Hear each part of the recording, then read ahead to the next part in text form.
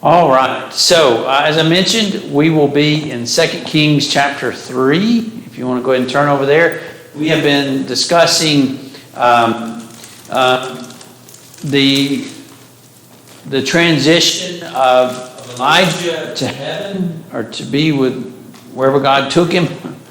And then Elisha kind of stepping into that role and becoming a powerful ambassador for God in Israel and Judah. We're going to continue with that tonight. We're going to talk about some more of the things that Elisha did in what's listed in 2 Kings. Some of the powerful works that God did through him.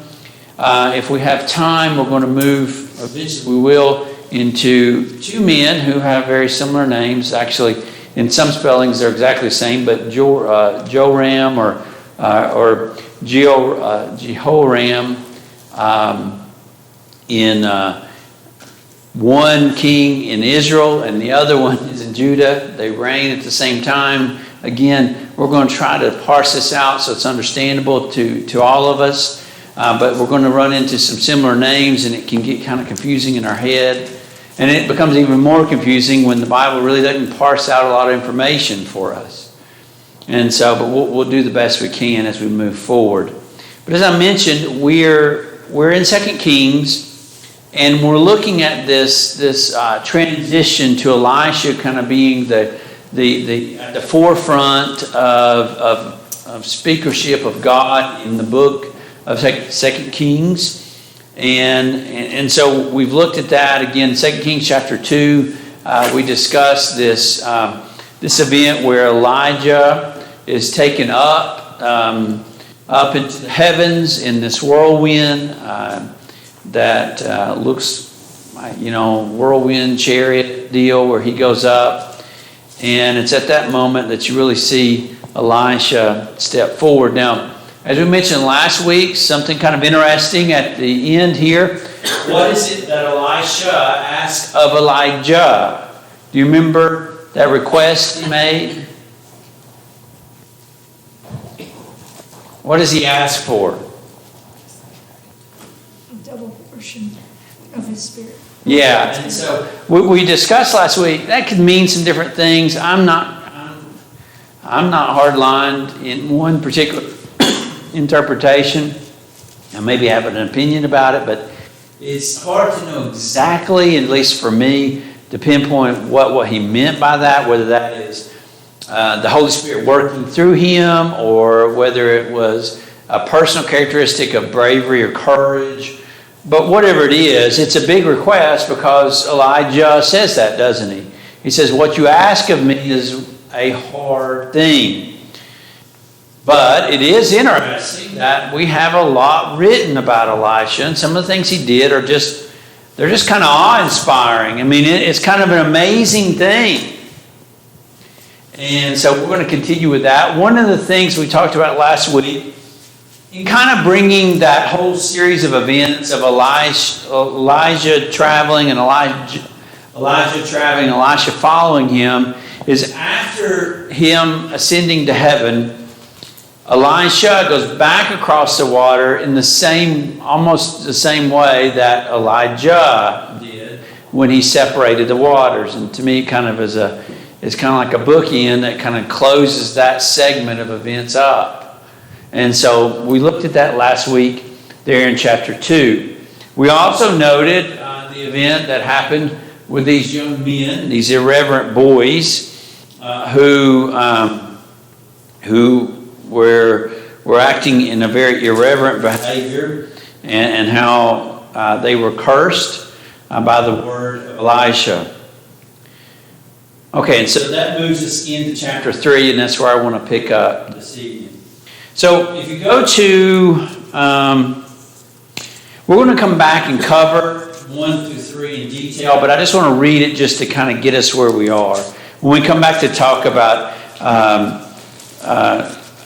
Jehoram, we'll discuss this in more detail. But it says in the 18th year of Jehoshaphat, king of Judah, Jehoram, the son of Ahab, became king over Israel in Samaria. And he reigned 12 years. He did what was evil in the sight of the Lord, though not like his father and mother. Now, who's his father and mother? Ahab and Jezebel. Ahab and Jezebel. And so we'll come back to him later, but I just want to note that. So that's his parents. This is their son Jehoram.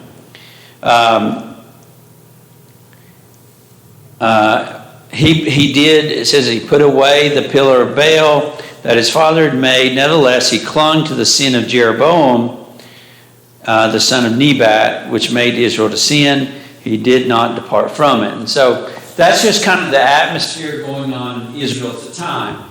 Things may be a tad bit better with Jehoram, not great, but it's still a very unsettled time going on. Now, I wish I had the map up here, but Israel has had a tenuous relationship with its neighbors.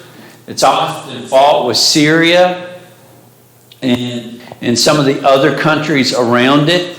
And we'll note as we go forward, Syria becomes a real thorn in the side of Israel, causing it much pain.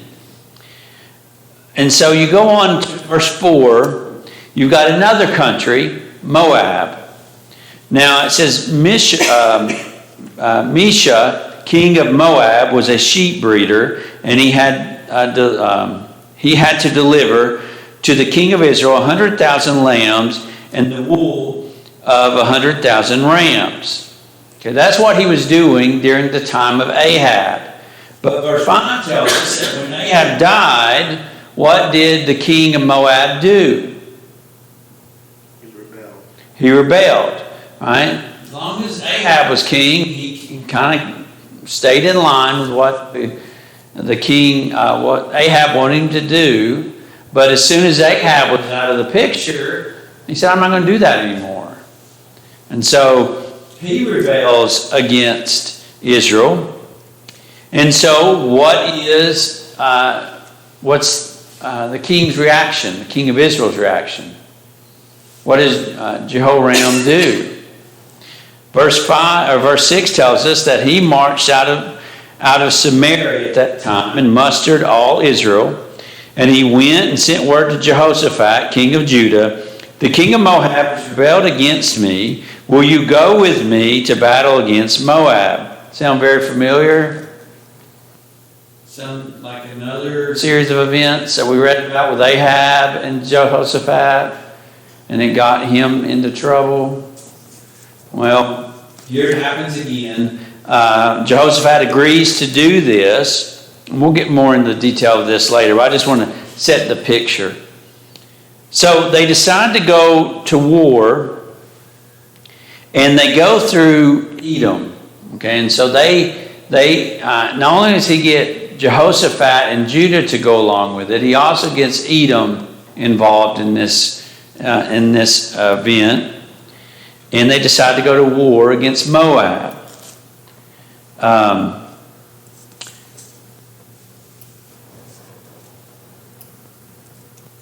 So, what did Jehoshaphat do the first time when Ahab wanted to go to war? Before they went to war, what did Jehoshaphat say? What did he ask for? What God thinks of. Yeah, he said, is there not a prophet that we can go inquire of the Lord? He does the same thing here. Jehoshaphat sticking to his character. And so he asked that. Now, who's the prophet this time that comes? Elisha, right? Elisha. And so they seek out Elisha. And if you go in the text there, and you go to verse 13 and following, what's Elisha's response to this inquiry? Kind of interesting. What does he say? What have I to do with you?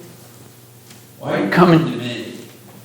Right? It's like this attitude of when I need something, I go to God and I ask Him for help. But when I don't need Him, I push Him away. it's kind of like sometimes our kids do to us, right? When they need something, when they get into trouble, and they can't find another way out, they may come to their parents and say, hey, I really need your help here. I have no way. But then when things are going well, it's like, I don't need you right now. And so Elisha says, why are you coming to me? I'm kind of paraphrasing, but that's kind of what he says. Why are you coming to me? And at first, it almost seems like he's not going to do it, like he's not going to get involved. But he does make this statement at the end of verse 14. He says, as the Lord of hosts lives, before whom I stand, were it not that I have regard for Jehoshaphat, the king of Judah, I would neither look at you nor see you. So because Jehoshaphat's involved, this is one of those times when it paid off for the king of Israel to get Judah involved. And so he says, okay, I'll intervene for you here. Verse 15 tells us that he asked for a magician to come out and to play. Really kind of fascinating. Sometimes what Elisha does, it's just interesting. Like he does things kind of, I don't know if awkward is not the right word, but in an unexpected way. And so he begins to play, verse 15, and what happens? The hand of the Lord came upon him. And I imagine, so I've tried to read this, and I think what it's saying is that it comes upon Elisha, not the magician. And he says, thus says the Lord, I will make this dry stream bed full of pools. For thus says the Lord, and you shall see no wind or rain, but this stream bed shall be filled with water, so that you shall drink, you, your livestock, and your animals. So first what God does is he gives them nourishment. So he provides, you almost think about the children of Israel wandering in the desert, right? God providing manna or water from rocks. So God says, I'm going to put enough water in the stream bed so that you can drink. And then he goes on, he says, verse 18, this is a light thing in the sight of the Lord. What does he mean by that?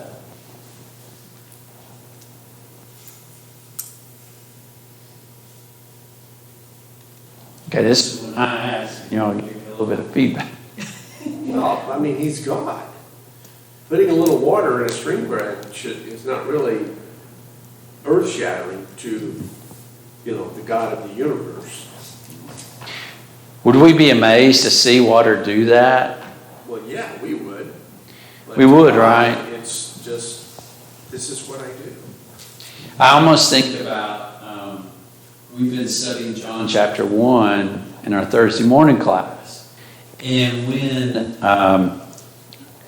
Nathaniel comes to Jesus, do you remember what he says about Jesus there? He says, can anything good come out of Nazareth? And then as they're approaching, as Jesus sees him, do you know what Jesus calls out to him?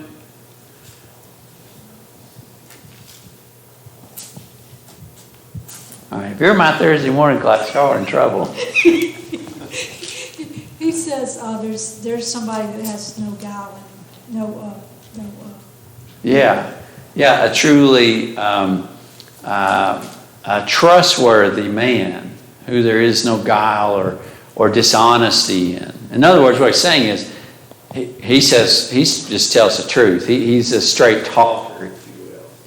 And then Jesus says to him, before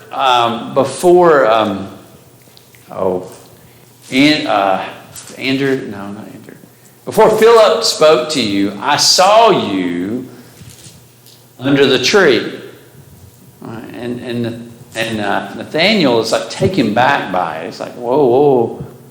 And he like has a whole transformation in his response to Jesus. And he calls him teacher and rabbi. And I believe he even calls him son of God. And then what's Jesus' response to him after that? May I have that? What does he say? John chapter 1. You're going to see a lot more amazing things than this, basically. Yeah. He says this little, I'm paraphrasing, but basically this little thing that I tell you I saw you before under the tree, you believe, oh, you're going to see much greater things. You're going to see angels ascending and descending from heaven. And so, you know, it's interesting sometimes what it takes for people to have faith. You know, what affects one person or the other. And so God, though, being who he is, I mean, he's all powerful. And I almost think sometimes what he's saying to us is, don't you understand how powerful God really is? Don't you really understand that? And maybe as Christians, sometimes we take for granted how powerful God is and what he can do. And so Elisha says, this is a light thing for God to provide water for you. Now, what he's not saying is you shouldn't have respect for it and honor what he's doing, but understand how powerful God really is. And then he goes on back in 2 Kings chapter 3, and he says, he will also give the Moabites into your hands, and you shall attack every fortified city and every choice city, and shall fell every good tree, and stop up all the springs of water, and ruin every good piece of land with stone. So not only are they going to stop this rebellion, but they're going to go further into punishing the Moabites for their rebellion. To the point where they're even going to God's going to discipline them through the destruction of some of their property. And so a pretty kind of amazing thing. As you read on, that's exactly what happens. You go down to verse 21, the text tells us, when all the Moabites, let me back up verse 20. The next morning, about the time of offering. Do y'all know what time that is? The time of offering. This is an important time for Israelites, for Jews, for Hebrews. When's the time of offering? The first offering. Acts chapter 2. What does Peter say? They accused him of being drunk. He says, we're not drunk as you suppose, seeing how it's only third hour of the day. What time is that in our understanding of time? 9 in the morning. So this is early morning, about 9 in the morning. That's when they would offer 2 offerings during the day, right? Or 3 offerings. They'd offer one at 9. No, it's 2, right? They'd offer one at 9 and then one at 6. So 2 periods during the day. Or was it 3? Oh, I'm going to have to go back and research a second. Is it 3 or 6? It's one of those. But anyway, the first one was at 9 in the morning. And so he tells us exactly what's going on here. So it's about 9 in the morning. Behold, water came from the direction of Edom till the country was filled with water. So God let loose this water for Israel and Judah and Edom. Now, what's the significance of accounting the time of offering? Is there a significance to that? Why include that?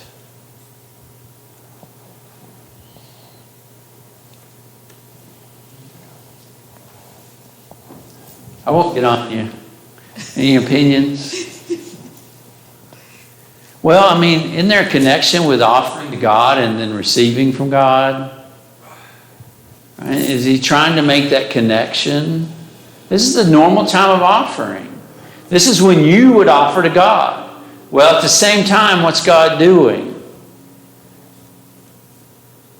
He's offering you. That's exactly right. Good job.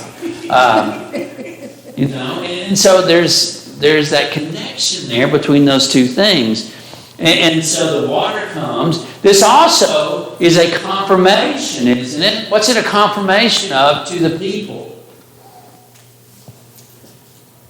Answered prayer, right? This is exactly what Elisha said. It's happening just like he said. This is you ever pray for something and just ask God for confirmation that he's heard you? Now, God, does he act in the same way that he does here? No, it's different. God acts through providence now. But wouldn't it be nice in times, or you ever send an email? Anybody ever do this? Do you on your email put a confirmation request? When it's important, When it's important, why do you want that?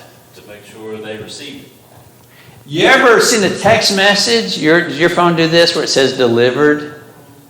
You ever look for that? Why do you want that? Make sure they got it, right? That they read it. And you especially want that if it's something important. If we call and make a hotel reservation, what does the front desk give us?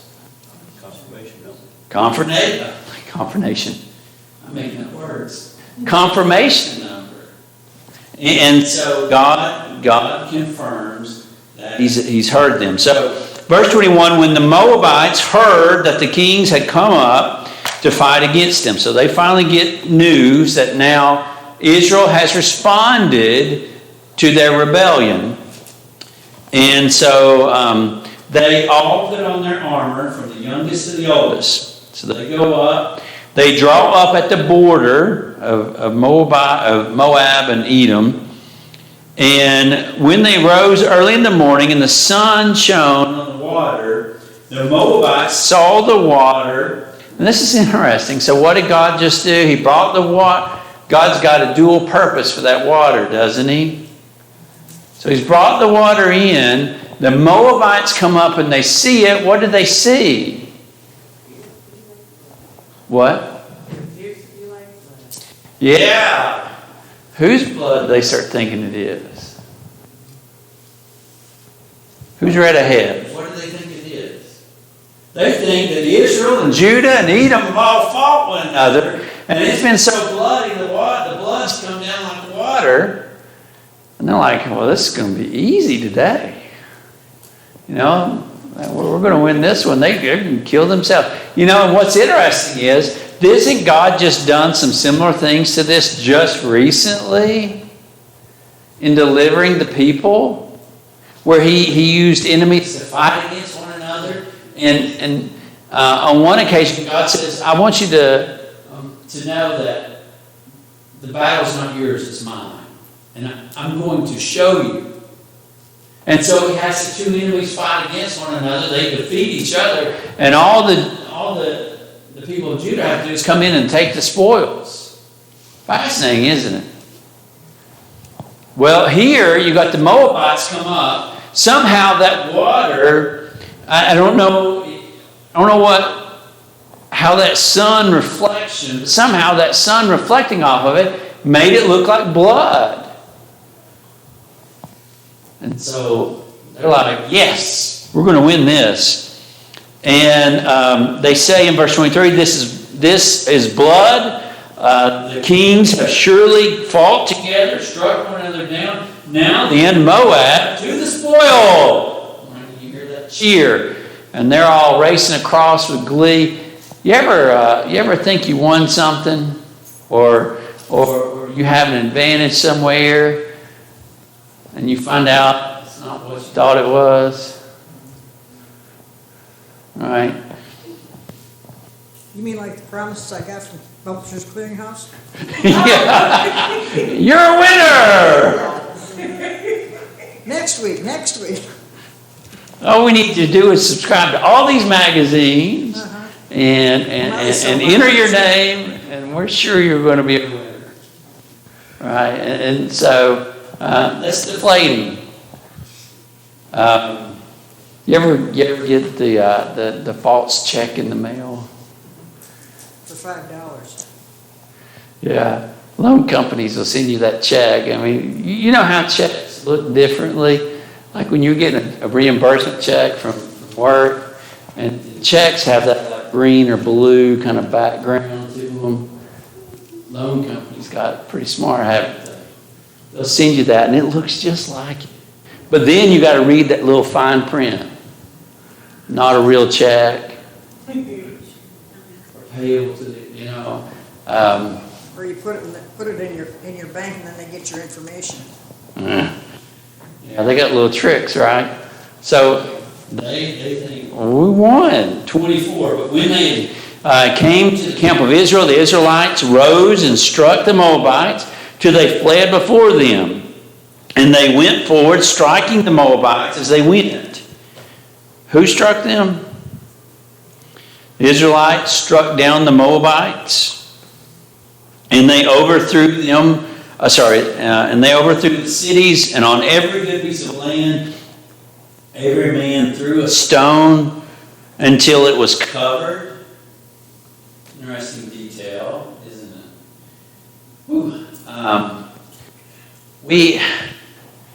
I love where we live. We're very blessed.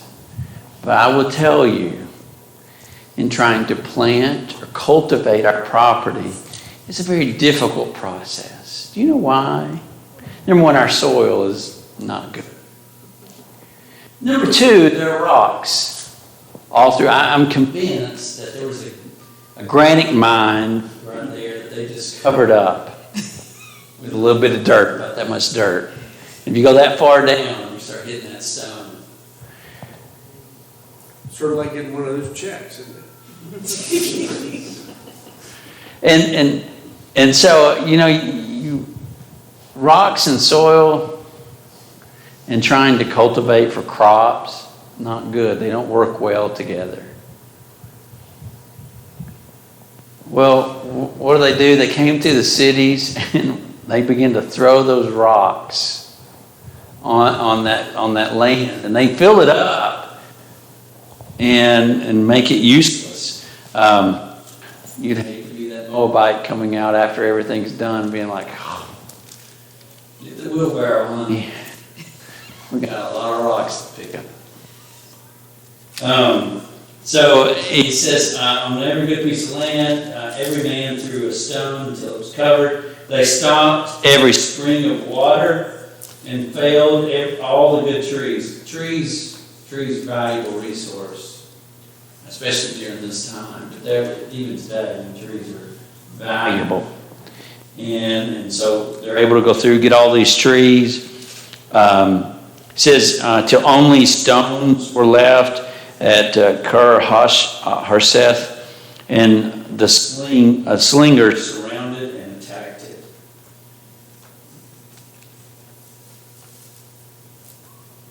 When the king of Moab saw that the battle was going against him, you get an image here. And you sit here and you wonder why they record this piece of information. But I think it's just to depict the mindset of the Moabite people.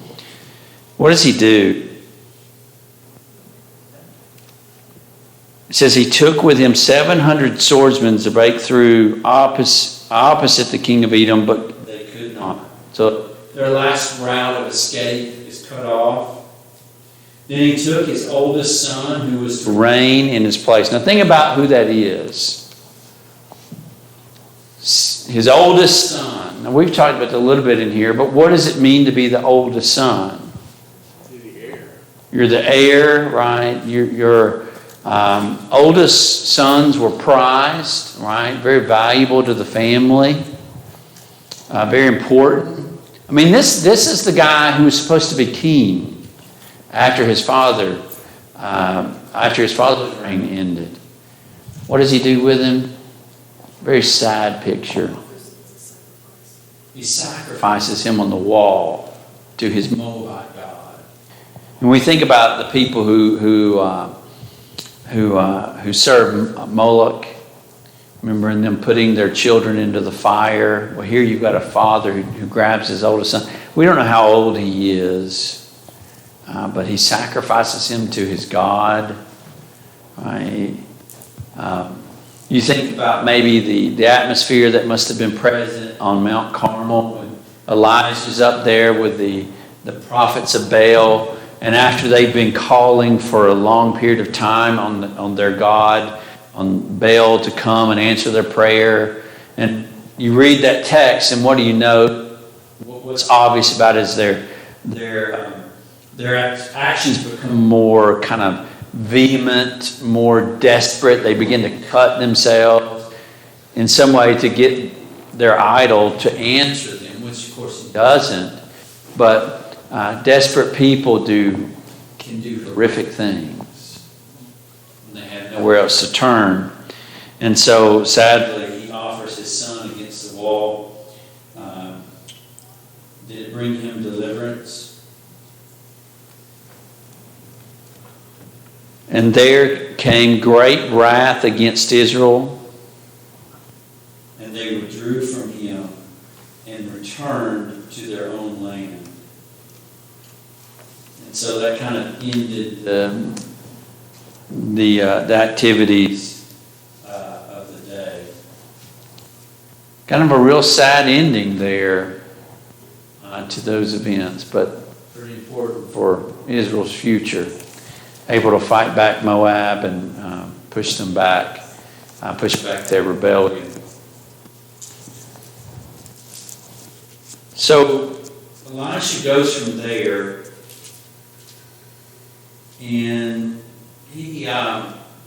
One of the things you know about Elisha is he did a lot of traveling all over the place, just like Elijah. He would move back and forth, and there's a widow who takes note of this. Now, there was also a widow who took note of Elijah. Do you remember?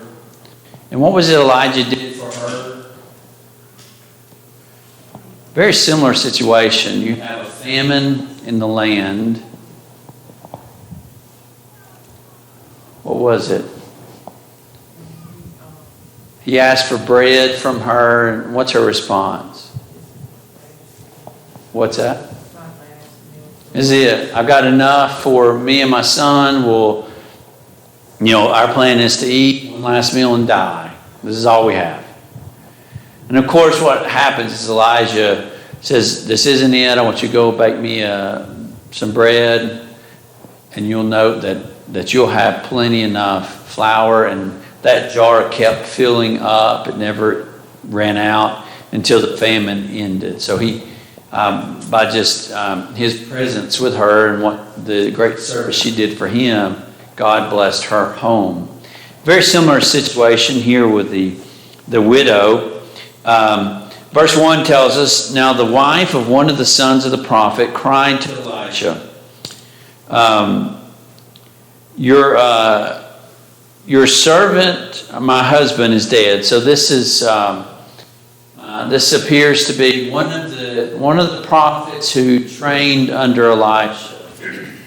And one of the interesting things is, I want to note that, we'll talk a little bit more about it in a minute, but it appears, from my understanding of the text, that Elisha really kind of opened up a preaching school. We have preaching schools, don't we, all over the place. And there were these group of young men who trained under him. And you'll note them, they call them the sons of the prophets. And they're always seemingly close to him. Well, here's one who has passed away, and now his wife is a widow. Now, being a widow at this time would have been a very difficult life. And there weren't a whole lot of options probably for this young woman. She says, my husband, and notice what she says, your servant, that's why I think it's probably one of the prophets of training under Elisha, is dead. And you know that your servant feared the Lord. But the creditor has come to take my 2 children to be slaves. That's a heavy price to pay, isn't it? And Elisha said to her, what shall I do for you? Tell me what have you in the house? And she said, your servant has nothing in the house except a jar of oil. So there's this jar of oil. He said to, if I can paraphrase what goes on, she has this one jar of oil. She says, go get a bunch of other vessels, other jars. And I want you to keep filling them up. So she would fill one, she would take the jar with oil in it, she would then pour it into another one. It would fill up, and then she would be like, give me another one. And so she kept doing this until she filled up every vessel that she had. And he says, okay, now you've got enough oil for yourselves and enough to sell. And so she's able to go and sell the oil and then survive on that so that her children didn't have to be slaves. Another kind of neat thing that occurs, not that there's a big, deep biblical meaning here, a theological meaning, but just an important thing about the power that God had used through Elijah. And then as you continue to read, you get down to verse 8. Here again you see Elisha traveling. He goes to Shunem, where a wealthy woman lived. Okay, this woman, she has some means. They seem to have, some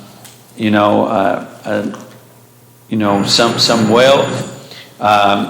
And so he begins to travel through there. She knows him, and she begins to offer him food and a place to stay. She goes so far as to tell her husband, let's build a room. Let's build a little Elisha suite on the house. They build this suite onto their house. I mean, just out of the kindness of their heart. Right? It doesn't appear that she is like intending anything out of it for herself. And so for a while he does this. He's staying there. And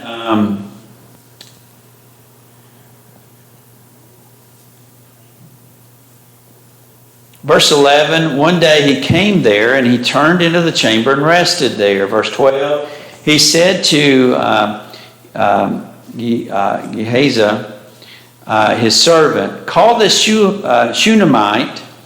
When he called her, she stood before him. Elisha said to him, say to her, see, you have taken all this trouble for us. What is it to be done for you? So he basically asked her, how can we repay you for what you've done for us? Now, has she asked for anything? She hasn't asked for anything.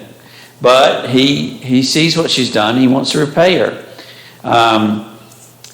He says, do you want me to go and speak a good word to the king for you? She's like, no, I just want to live my quiet life here. So she doesn't want that. And eventually he finds out that she's childless. You've got an older couple that have had no children. And so he recognizes that. And so he says, okay, I know what I'll do for you. And I'm paraphrasing again, but basically he says, this time next year, you're going to have a son. You're going to be holding a baby when I come back. Now, what's her response? This is important for later. I know we won't be able to get there today, but I want you to remember this for next week. So remember this. What does she say to him? Don't lie to me. You ever had somebody promise something to you that you really wanted, but you worried it's a joke? I know nobody would be so mean as to joke with somebody about something like that. But you ever thought that, like, hey, do not say this if you're not going to do it? Your child comes up to you and says, I'm going to clean my room. You ever think, don't say it. Don't even go there, because I know you're going to get my hopes up that you're going to help out. And then I'm going to go up there and it's going to be what it was. You ever give your children a job to do and they've been up there for a while or been in the room for a while, and then it's all been quiet for a while? And you're like, I'm going to go see what's going on. And you walk in there and there they are playing on the floor and not one thing's been changed. You ever done that? Come over to our house sometime. We've had that experience many times. All right, sometimes you got to be there with a whip behind them to get them to move. But she's like, don't lie to me. Don't tell me this. Don't give me this hope to take it away from me. Hope is a wonderful thing. Hope is precious, valuable, needed. But hope is also dangerous, isn't it? Isn't hope dangerous? When you put your hope into something and it doesn't work out, if something good happens or something good maybe happened to you, but it's a surprise, that's great. But man, when you hope for something and it doesn't happen, I think about people who deal with physical ailments and there's some kind of treatment that maybe provides them some hope. And when that works out, that's wonderful. But when it doesn't work out, how hard and deflating that can be. Hope's needed. We need hope.